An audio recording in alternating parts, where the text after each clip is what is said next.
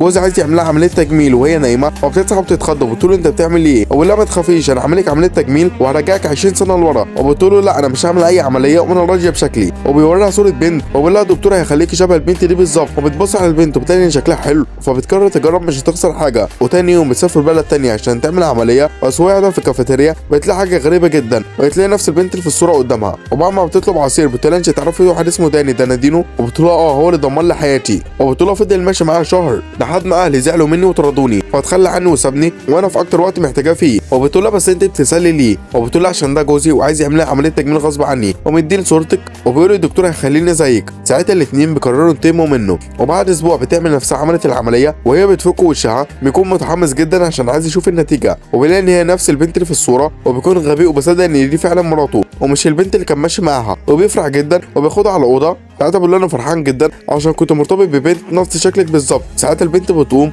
وبتطلع مراته من الاوضه، وبتسيب لما بيشوفهم هما الاثنين مع بعض ومراته ما عملتش العمليه ولا حاجه، وبتقول له في كاميرا بتصورك، وبتقول له اطلع بره بيتي ولو حاولت تضايق اي حد فينا ساعتها قدم فيديو للبوليس ان انت متجوز وحابسك عشان في بلدهم طالما متجوز ما ينفعش يرتبط باي بنت تانية وتعتبر جريمه. وبيفرحوا عشان انتقموا منه.